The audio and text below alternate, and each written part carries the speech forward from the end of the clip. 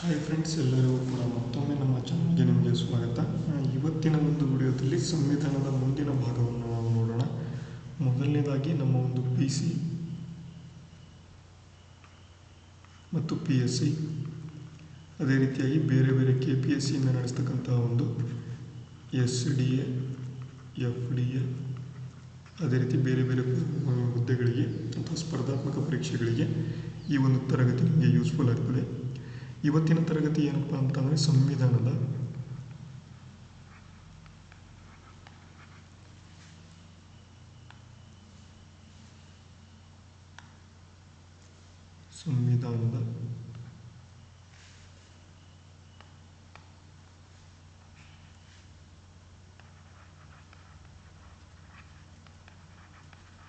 ಲಕ್ಷಣಗಳು ಅಂತ ನಾವು ನೋಡೋಣ. ತುಂಬ ಇಂಪಾರ್ಟೆಂಟ್ ಆಗಿ ನೋಡಿ, ಸಂವಿಧಾನದ ಲಕ್ಷಣಗಳು. ನಮ್ಮ ಒಂದು ಭಾರತದ ಸಂವಿಧಾನ ಬೇರೆ ಸಂವಿಧಾನಕ್ಕಿಂತ ಅಥವಾ ನಮ್ಮ ಒಂದು ಭಾರತದಲ್ಲಿ ಯಾವ ರೀತಿ ನಮ್ಮ ಒಂದು ಸಂವಿಧಾನ ಇದೆ, ಭಾರತದ ಒಂದು ಸಂವಿಧಾನ ಬೇರೆ ಸಂವಿಧಾನಗಳಿಗೆ ಹೋಲಿಸಿಕೊಂಡರೆ ಯಾವ ರೀತಿ ಇದೆ ಅಂತ ಕೂಡ ನಾವು ಈ ಒಂದು ತರಗತಿಗಳಲ್ಲಿ ನೋಡೋಣ. ನೋಡಿ, ನಮ್ಮ ಒಂದು ಭಾರತದ ಸಂವಿಧಾನ ಏನಿದೆ, ಇದು ನಮ್ಮ ಒಂದು ಬೃಹತ್ ಸಂವಿಧಾನ ಆಗಿರ್ತಕ್ಕಂಥದ್ದು.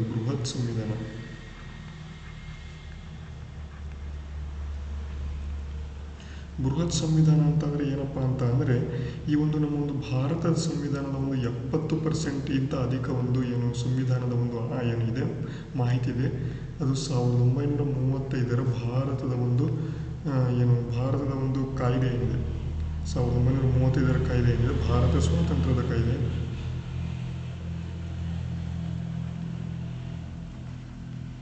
ಈ ಒಂದು ಕಾಯ್ದೆಯಿಂದ ನಾವು ಎರವಲನ್ನು ನಾವು ಇಲ್ಲಿ ಪಡೆದುಕೊಂಡಿರ್ತೇವೆ. 1935 ಕಾಯ್ದೆಯಿಂದ ಮೋರ್ ದ್ಯಾನ್ 70% ನಾವು ಇಲ್ಲಿ ತೆಗೆದುಕೊಂಡಿದ್ದೇವೆ. ಈ ಒಂದು ಭಾರತದ ಒಂದು ಸಂವಿಧಾನದಲ್ಲಿ ದಿನಕ್ಕೆ ನಾವು ತಿದ್ದುಪಡಿಗಳನ್ನು ಮಾಡ್ತಾ ಹೋಗ್ತಾ ಇದ್ದೇವೆ. ತಿದ್ದುಪಡಿ ಅಂತ ಅಂದರೆ ಅಮೆಂಡ್ಮೆಂಟ್ಸ್ ಅಂತ ಕರಿತೇವೆ. ಈ ಒಂದು ಅಮೆಂಡ್ಮೆಂಟ್ಸನ್ನು ಮಾಡ್ತಾ ಇದ್ದೇವೆ. ಅದಕ್ಕಾಗಿ ನಮ್ಮ ಒಂದು ಅನೇಕ ವಿಷಯಗಳನ್ನು, ಹೊಸ ವಿಷಯಗಳನ್ನು ನಮ್ಮ ಒಂದು ಭಾರತದ ಸಂವಿಧಾನದಲ್ಲಿ ಹಾಕ್ಕೊಳ್ತಾ ಇದ್ದೇವೆ. ಅದಕ್ಕಾಗಿ ನಮ್ಮ ಒಂದು ಭಾರತ ಇಲ್ಲಿ ದೊಡ್ಡ ಸಂವಿಧಾನ ಆಗ್ತಾ ಹೋಗ್ತಾ ಇದೆ. ಮೂಲತಃ ನಮ್ಮ ಒಂದು ಸಂವಿಧಾನದಲ್ಲಿ 22 ಭಾಗ ಇದ್ದು ಈಗ 25 ಭಾಗಗಳಿವೆ. ಮೂಲತಃ ನಮ್ಮ ಒಂದು ಸಂವಿಧಾನದಲ್ಲಿ 8 ಶೆಡ್ಯೂಲ್ಸ್ಗಳು ಇದ್ದು ಈಗ 12 ಶೆಡ್ಯೂಲ್ಸ್ಗಳಿವೆ. ಮೂಲತಃ ನಮ್ಮ ಒಂದು ಸಂವಿಧಾನದಲ್ಲಿ 395 ಆರ್ಟಿಕಲ್ಸ್ಗಳಿದ್ದು ಈಗ ಮೋರ್ ದ್ಯಾನ್ 400 ಆರ್ಟಿಕಲ್ಸ್ಗಳಿದ್ದಾವೆ.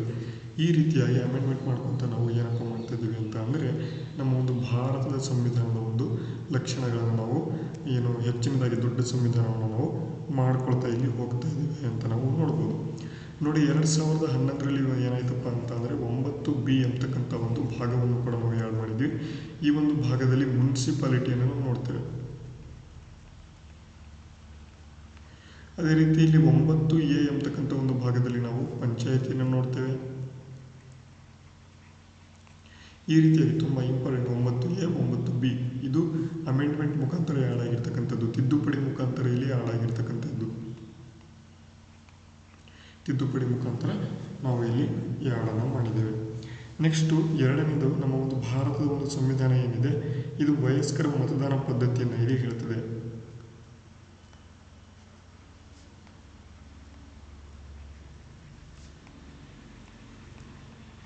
ಏನಿದು ವಯಸ್ಕರ ಮತದಾನ ಪದ್ಧತಿ ಅಂತ ಅಂದರೆ, ಮೊದಲ ನಮ್ಮ ಒಂದು ಭಾರತದ ಸಂವಿಧಾನದಲ್ಲಿ ಎಷ್ಟು ವಯಸ್ಸಿನವರು ವೋಟನ್ನು ಮಾಡ್ಬೋದಿತ್ತು ಅಂತಂದರೆ 21 ವಯಸ್ಸಿನವರು ಮಾಡ್ಬೋದಿತ್ತು. ಈಗ ಅದನ್ನು 18 ವರ್ಷಕ್ಕೆ ಇಳಿಸಲಾಗಿದೆ. ಈ ಒಂದು 18 ವರ್ಷಕ್ಕೆ ಇಳಿಸಲಾಗಿರ್ತಕ್ಕಂತಹ ಒಂದು ತಿದ್ದುಪಡಿ ಯಾವುದು ಅಂತ ನಿಮಗೆ ಪ್ರಶ್ನೆ ತುಂಬ ಇಂಪಾರ್ಟೆಂಟಾಗಿ ಪಕ್ಕಾ ಕೇಳ್ತಾರೆ. ಯಾರಿಗಾದರೂ ಗೊತ್ತಿದ್ರೆ ನೀವು ಹೇಳಬಹುದು. ನಮ್ಮ ಒಂದು ವಯಸ್ಕರ ಮತದಾನದ ಒಂದು ಪದ್ಧತಿಯನ್ನು 21 ವರ್ಷದಿಂದ 18ನೇ ಒಂದು ವಯಸ್ಸಿಗೆ ಇಳಿಸ್ತಕ್ಕಂಥ ಒಂದು ತಿದ್ದುಪಡಿ ಇದು. ಎಷ್ಟನೇ ತಿದ್ದುಪಡಿ ಅಂತ ಅಂದರೆ ಇದು 61ನೇ ತಿದ್ದುಪಡಿ. 1988ರಲ್ಲಿ ನಾವು ಇದನ್ನು ಮಾಡಲಾಯಿತು.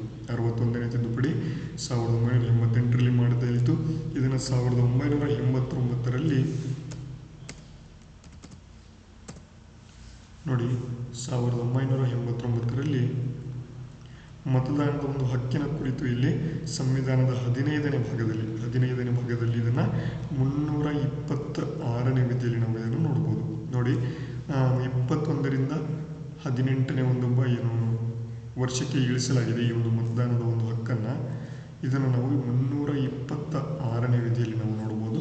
ತುಂಬ ಇಂಪಾರ್ಟೆಂಟ್, ಈ ಒಂದು ಸ್ಲೈಡ್ ತುಂಬ ಇಂಪಾರ್ಟೆಂಟ್ ಇದೆ, ನೀವು ನೆನ್ಪಿಟ್ಕೋಬೇಕಾಗಿರ್ತದೆ. ಓಕೆ, ಮುಂದಿನ ಒಂದು ಏನು ನೋಡೋದಾದರೆ ಈ ಒಂದು ಸಂವಿಧಾನದ ಒಂದು ಗುಣಲಕ್ಷಣದಲ್ಲಿ ನಮ್ಮ ಒಂದು ಭಾರತದ ಸಂವಿಧಾನ ಏಕಪೌರತ್ವದಾಗಿದೆ. ಸಿಂಗಲ್ ಸಿಟಿಜನ್ಶಿಪ್ ಅಂತ ನಾವು ಕರಿತೇವೆ. ಈ ಒಂದು ಸಿಂಗಲ್ ಸಿಟಿಜನ್ಶಿಪ್ ಮುಖಾಂತರ ನಮ್ಮ ಒಂದು ಏಕಪೌರತ್ವ ಏನಿದೆ, ನಮ್ಮ ಒಂದು ಸಂವಿಧಾನದ ಒಂದು ಏಕಪೌರತ್ವವನ್ನು ನಾವು ಬ್ರಿಟನ್ ದೇಶದಿಂದ ಎರವಲು ಪಡೆದುಕೊಂಡಿದ್ದೇವೆ. ಈ ಒಂದು ಬ್ರಿಟನ್ ದೇಶದಿಂದ ನಾವು ಎರವಲು ಪಡೆದುಕೊಂಡಿದ್ದೇವೆ. ಏನಾದರೂ ನಮ್ಮ ಒಂದು ಭಾರತೀಯ ಒಂದು ಏನು ಜನರು ಅಥವಾ ಭಾರತೀಯ ಒಂದು ಸಿಟಿಜನ್ ಪಡೆದಿರ್ತಕ್ಕಂಥ ಒಂದು ವ್ಯಕ್ತಿ ಏನಾದರೂ ಬೇರೆ ದೇಶದ ಒಂದು ಸಿಟಿಜನ್ಶಿಪ್ಪನ್ನು ಏನಾದರೂ ಪಡೆದುಕೊಂಡರೆ, ಸಿಟಿಜನ್ಶಿಪ್ ಆಫ್ ಅದರ್ ಕಂಟ್ರೀಸ್ ಪಡೆದುಕೊಂಡರೆ ನಮ್ಮ ಒಂದು ಭಾರತದ ಒಂದು ಸಿಟಿಜನ್ಶಿಪ್ ಏನಿದೆ ಅದು ಇಮ್ಮಿಡಿಯೇಟ್ ಆಗಿ ಅದು ಏನಪ್ಪ ಆಗ್ತದೆ ಅಂತ ಅಂದರೆ ಟರ್ಮಿನೇಟ್ ಆಗ್ತದೆ ಅಂತ ಇಲ್ಲಿ ಹೇಳ್ತಾರೆ. ಇದನ್ನು ಏಕಪೌರತ್ವ ಅಂತ ನಾವು ಕರಿತೇವೆ. ಮತ್ತು ಈ ಒಂದು ಏಕಪೌರತ್ವತೆ ಎಲ್ಲಿದೆ ಅಂತ ನಾವು ನೋಡೋದಾದರೆ ಭಾಗ 2ರಲ್ಲಿ 5ರಿಂದ 12ನೇ ವಿಧಿಯವರೆಗೆ ಏನಪ್ಪ ಇದೆ ಅಂತ ಅಂದರೆ ಏನು ಪೌರತ್ವದ ಬಗ್ಗೆ ಅಥವಾ ಸಿಟಿಜನ್ಶಿಪ್ ಬಗ್ಗೆ ನಾವು ನೋಡ್ತೇವೆ. ಆ ಒಂದು ಸಿಟಿಜನ್ಶಿಪ್ನಲ್ಲಿ ನಾವು ಇದನ್ನು ನೋಡಬಹುದು. 5ರಿಂದ 11ನೇ ವಿಧಿಯವರೆಗೆ, 5ರಿಂದ 11ನೇ ವಿಧಿಯವರೆಗೆ, 12ರಿಂದ 35ನೇ ವಿಧಿ ಫಂಡಮೆಂಟಲ್ ರೈಟ್ಸ್ ಬಗ್ಗೆ ಹೇಳ್ತದೆ. ಇದನ್ನು ಕೂಡ ನೆನ್ಪಿಟ್ಕೊಳ್ಬೇಕು. ಓಕೆ, ನೆಕ್ಸ್ಟ್ ಇಲ್ಲಿ ನಮ್ಮ ಒಂದು ಏಕಪೌರತ್ವದ ಸಂವಿಧಾನ ಆಗಿದೆ. ನೆಕ್ಸ್ಟ್ ಇಲ್ಲಿ ನಮ್ಮ ಒಂದು ತುರ್ತು ಪರಿಸ್ಥಿತಿ ಅಧಿಕಾರ, ತುರ್ತು ಪರಿಸ್ಥಿತಿ ಅಥವಾ ಎಮರ್ಜೆನ್ಸಿ ಅಂತ ಕರಿತೇವೆ. ಎಮರ್ಜೆನ್ಸಿ ಒಂದು ಅಧಿಕಾರಗಳು ಟೋಟಲ್ ಆಗಿ 352ನೇ ವಿಧಿಯಿಂದ 360ನೇ ವಿಧಿಯವರೆಗೆ ಬರ್ತದೆ. ಇವತ್ತು ಟೋಟಲ್ ಆಗಿ 3 ಏನು ತುರ್ತು ಪರಿಸ್ಥಿತಿ ಬರ್ತದೆ. National emergency, state emergency, financial emergency. National emergency ಬಂದು 352ನೇ ವಿಧಿ, ಸ್ಟೇಟ್ ಎಮರ್ಜೆನ್ಸಿ ಬಂದು 356ನೇ ವಿಧಿ, ಫೈನಾನ್ಷಿಯಲ್ ಎಮರ್ಜೆನ್ಸಿ ಬಂದು 360ನೇ ವಿಧಿ. ಇವು ಕೂಡ ತುಂಬ ಇಂಪಾರ್ಟೆಂಟು. ಈ ಒಂದು ರಾಷ್ಟ್ರೀಯ ತುರ್ತು ಪರಿಸ್ಥಿತಿ ಏನು ಮತ್ತು ಇಲ್ಲಿ ರಾಜ್ಯ ತುರ್ತು ಪರಿಸ್ಥಿತಿ ಮತ್ತು ಫೈನಾನ್ಷಿಯಲ್ ತುರ್ತು ಪರಿಸ್ಥಿತಿ ಏನಿದೆ, ಅದು ಹಣಕಾಸು ತುರ್ತು ಪರಿಸ್ಥಿತಿ ಏನಿದೆ, ಇವು ಮೂರನ್ನು ಕೂಡ ನಾವು ಇಲ್ಲಿ 18ನೇ ಭಾಗದಲ್ಲಿ 18th ಏನು ಚಾಪ್ಟರ್ನಲ್ಲಿ ನಾವು ನೋಡ್ಬೋದು. ಭಾಗದಲ್ಲಿ 18ನೇ ಭಾಗದಲ್ಲಿ ನಾವು ಇದನ್ನು ನೋಡಬಹುದು. ಟೋಟಲ್ ಆಗಿ 3 ಬಗೆಯ ಒಂದು ತುರ್ತು ಪರಿಸ್ಥಿತಿಗಳು ನಾವು ಇಲ್ಲಿ ನೋಡಬಹುದಾಗಿರ್ತದೆ. ನೆಕ್ಸ್ಟ್ ಇಲ್ಲಿ ನಮ್ಮ ಒಂದು ಸಂವಿಧಾನದ ಒಂದು ತಿದ್ದುಪಡಿ ವಿಧಾನವನ್ನು ನಾವು ನೋಡೋದಾದರೆ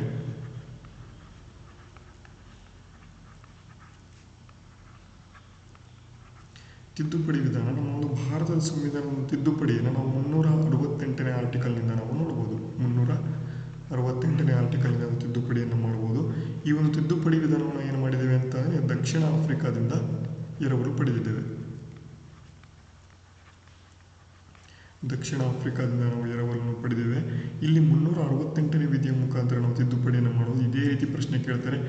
more than 2 to 3 times police ಕಾನ್ಸ್ಟೇಬಲಲ್ಲಿ 3-4 ಸಲ ಪ್ರಶ್ನೆ ಕೇಳಿದ್ದಾರೆ. 2025ರಲ್ಲಿ ಪ್ರಶ್ನೆ ಕೇಳಿದ್ದಾರೆ. 2025ರಲ್ಲಿ, ಯಾವಾಗ ಅಂತಲ್ಲ, 2025ರಲ್ಲಿ ತುಂಬ ಇಂಪಾರ್ಟೆಂಟ್ ಆಗಿ ಪ್ರಶ್ನೆ ಕೇಳಿದ್ದಾರೆ ತಿದ್ದುಪಡಿ ವಿಧಾನದ ಬಗ್ಗೆ. 368ನೇ ವಿಧಿ ತಿದ್ದುಪಡಿ ವಿಧಾನದ ಬಗ್ಗೆ ಇಲ್ಲಿ ಹೇಳ್ತದೆ.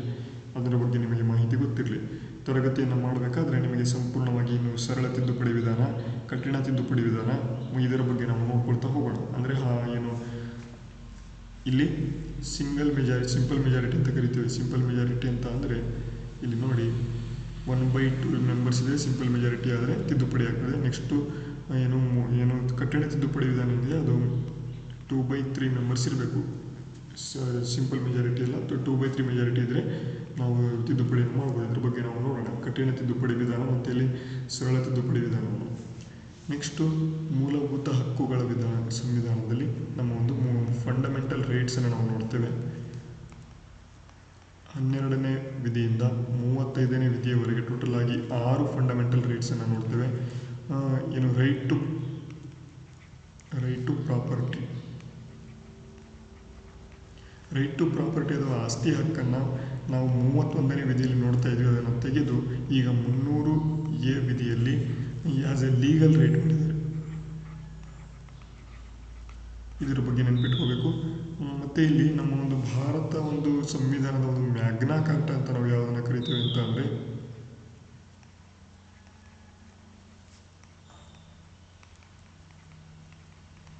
ಮ್ಯಾಗ್ನಾ ಕಾರ್ಟಾ ಆಫ್ ಕಾನ್ಸ್ಟಿಟ್ಯೂಷನ್ ಯಾವುದನ್ನು ಕರಿತೀವಿ ಅಂತಂದರೆ ಮೂಲಭೂತ ಹಕ್ಕುಗಳನ್ನು ನಾವು ಇಲ್ಲಿ ಕರೀತೇವೆ. ನೆಕ್ಸ್ಟ್ ಇಲ್ಲಿ ನಮ್ಮ ಒಂದು ಸಂವಿಧಾನ ಏನಿದೆ, ಸಂಯುಕ್ತ ಪದ್ಧತಿಯ ಒಂದು ಸಂವಿಧಾನ. ಸಂಯುಕ್ತ ಪದ್ಧತಿ ಅಂತ ಅಂದರೆ ದೇಶದಲ್ಲಿ ಏಕಾತ್ಮಕ ಒಂದು ಪದ್ಧತಿ ಇರ್ತಕ್ಕಂಥದ್ದು. ಏಕಾತ್ಮಕ ಪದ್ಧತಿ ಅಂತ ಅಂದರೆ ಒಂದೇ ಥರ ಇಲ್ಲಿ ಇರ್ತಕ್ಕಂಥದ್ದು. ಮತ್ತು ಇಲ್ಲಿ ಸೆಂಟ್ರಲೈಸೇಷನ್ ಆಫ್ ಪವರ್ ಅಂತ ಕರಿತೇವೆ. Centralisation of power.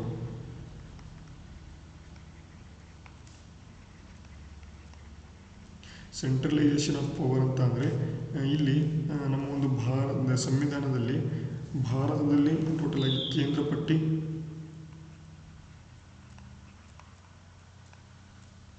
ರಾಜ್ಯ ಪಟ್ಟಿ ಮತ್ತು ಇಲ್ಲಿ ಇನ್ನೊಂದು ಸಮವರ್ತಿ ಪಟ್ಟಿ ಅಂತ ನೋಡ್ತೇವೆ. ಟೋಟಲ್ ಆಗಿ 3 ಪಟ್ಟಿಗಳು ಬರ್ತವೆ. ಈ ಪಟ್ಟಿಗಳನ್ನು ನಾವು ಎಲ್ಲಪ್ಪ ನೋಡ್ತೇವೆ ಅಂತ ಅಂದರೆ ನಮ್ಮ ಒಂದು ಸಂವಿಧಾನದಲ್ಲಿ ನೋಡ್ತೇವೆ. ಈ 3 ಪಟ್ಟಿಗಳ ಬಗ್ಗೆ ನಾನು ಶೆಡ್ಯೂಲ್ಗಳಲ್ಲಿ ಹೇಳಿದ್ದೇನೆ ಅಥವಾ ಅನುಸೂಚಿಗಳಲ್ಲಿ ಹೇಳಿದ್ದೇನೆ. 7ನೇ ಅನುಸೂಚಿಯಲ್ಲಿ ನಾವು ನೋಡ್ತೇವೆ ಅಥವಾ ಶೆಡ್ಯೂಲ್. ನೋಡಿ, ಇವಾಗಿದ್ದು ನಮ್ಮ ಒಂದು ಸಂವಿಧಾನಕ್ಕೆ ಸಂಬಂಧಪಟ್ಟಂಥ ಒಂದು ಲಕ್ಷಣಗಳು. ಮತ್ತು ಇಲ್ಲಿ ನಮ್ಮ ಒಂದು ಸಂವಿಧಾನ ಇಲ್ಲಿ ಇನ್ನೊಂದು ನಮ್ಮ ಸಂವಿಧಾನ ಏನಿದೆ, ಸ್ವತಂತ್ರ ಸಂಸ್ಥೆಗಳು ಅಥವಾ ದ್ವಿಸದನ ಪದ್ಧತಿಯನ್ನು ತೆಗೆದುಕೊಂಡಿದೆ.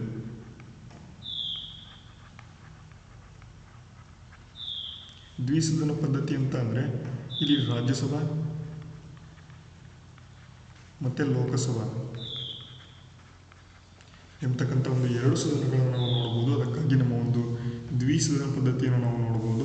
ಇದನ್ನು ಕೂಡ ನಾವು ಬ್ರಿಟನ್ ದೇಶದಿಂದ ಎರವಲು ಪಡ್ಕೊಂಡಿದ್ದೇವೆ.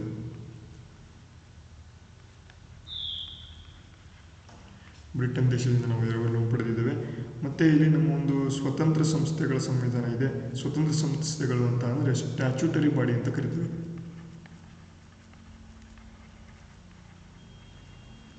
ಸ್ಟ್ಯಾಚ್ಯೂಟರಿ ಬಾಡಿ ಯಾವಿದ್ದಾವೆ? ಎಲೆಕ್ಷನ್ ಕಮಿಷನ್ ಇದೆ, KPSC ಇದೆ, election commission, KPSC.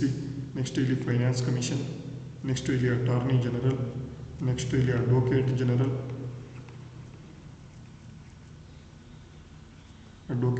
Controller and auditor general, ಕ್ಯಾಗನ್ನು ನೋಡ್ತೇವೆ. ಈ ರೀತಿಯಾಗಿ ಎಲ್ಲವನ್ನು ಕೂಡ ನಮ್ಮ ಒಂದು ಸಂವಿಧಾನದಲ್ಲಿ ನಾವು ನೋಡಬಹುದು. ಅದನ್ನು ನಾವು ಈ ಸ್ವತಂತ್ರ ಸಂಸ್ಥೆಗಳು ಅಂತ ಕರಿತೇವೆ.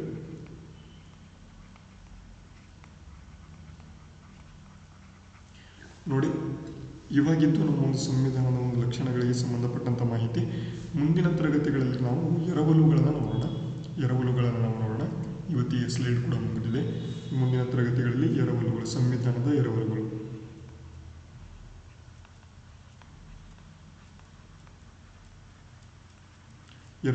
ನೋಡೋಣ. ಯಾವ ದೇಶದಿಂದ ನಾವು ಏನನ್ನ ಎರವಲು ಪಡೆದುಕೊಂಡಿದ್ದೇವೆ ಅಂತ. ಈ ತರಗತಿ ನಿಮಗೆ ಯೂಸ್ಫುಲ್ ಆದರೆ ಎಲ್ಲರೂ ಕೂಡ ತಪ್ಪದೆ ನಮ್ಮ ಚಾನಲ್ ಲೈಕ್ ಮಾಡಬೇಕು, ಶೇರ್ ಮಾಡಬೇಕು, ಸಬ್ಸ್ಕ್ರೈಬ್ ಮಾಡೋದನ್ನು ಮರಿಬಾರದು ಅಂತ ಹೇಳ್ತಾ ಇವತ್ತಿನ ತರಗತಿಯಲ್ಲಿ ಮುಗಿಸ್ತೇನೆ. ಮುಂದಿನ ವಿಡಿಯೋದಲ್ಲಿ ಸಿಗೋಣ. ಅಲ್ಲಿವರೆಗೂ ಜೈ ಹಿಂದ್, ವಂದೇ ಮಾತರಂ. ಈ ಒಂದು PDF ಬೇಕು ಅಂತಂದರೆ ಎಲ್ಲರೂ ಕೂಡ ನಮ್ಮ ಒಂದು ಟೆಲಿಗ್ರಾಮ್ನ ಜಾಯ್ನ್ ಆಗಿ, ಅಲ್ಲಿ ನಿಮಗೆ ಸಿಗುತ್ತೆ. ಡಿಸ್ಕ್ರಿಪ್ಷನ್ ಈಗಾಗಲೇ ಟೆಲಿಗ್ರಾಮ್ ಲಿಂಕನ್ನು ಕೊಟ್ಟಿದ್ದೇನೆ.